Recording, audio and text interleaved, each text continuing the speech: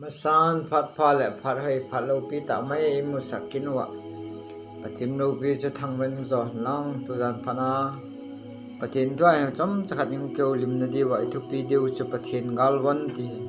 he bible chang epc bungu chang som la khat nei ga simiti we diabol lung thim gilo tin cheng ma sanga na din zo thein hatingun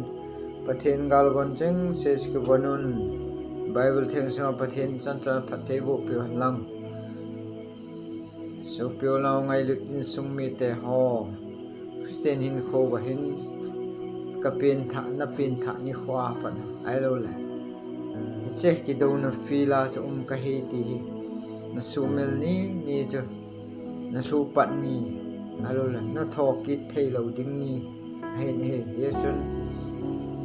ovele in kho idam lai sung siu sam ji tun kum adam thei ta yong kum som ge bit ka hevin to gim na le ngam thei nan kan adimin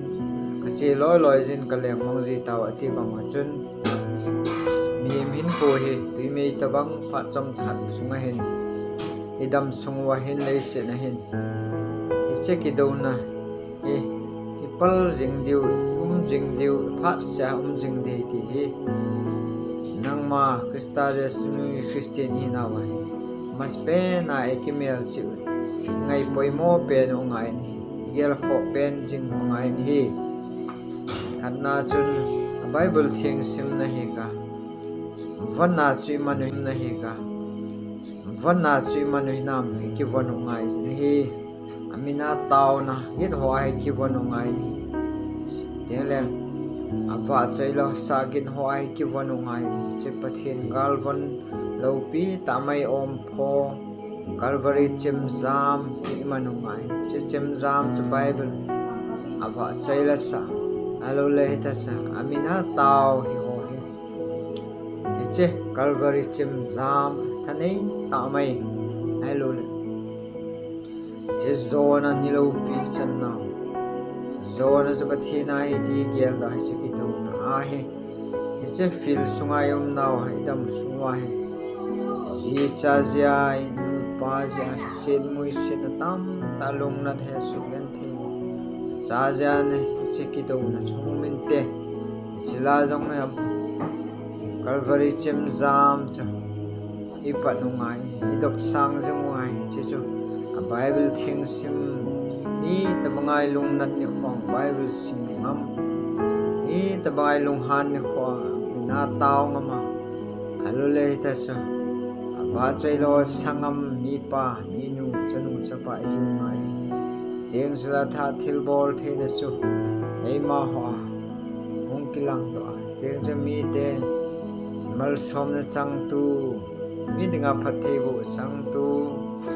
mi nu mi pa chanu chapa i thei de wa se ke do na chu zon s pathe nai pi do jing lai sen chun se lai goliath ha tu simyong chu he goliath ha mi ha tamai christian ka ang chu david in je alu na tan the na hi pathin gal bon pathin gal alal pathin man sa se chem zama sa lo tan hi with to sim he so ke ni de neven hi che banga cho chem zam calvary chem zam mang cha ida so che ki do na ho hi masanga e ma koi wa de lo deng chule gal zone as pathin e pi di ti tu zan phan hen ngai lo zo se ita banga lung na he su gen the ni su na to jing lai jong hi the ai cha jong hin kai jesu min pana tawa hengar suna amina tawa ama wa chei ngam ding teng chela pathin lo pi na zon chu chan de ti he che pathin gal von ki von jing dinga ngai lo zo se ngai lup nei ta thai hong ki tem ho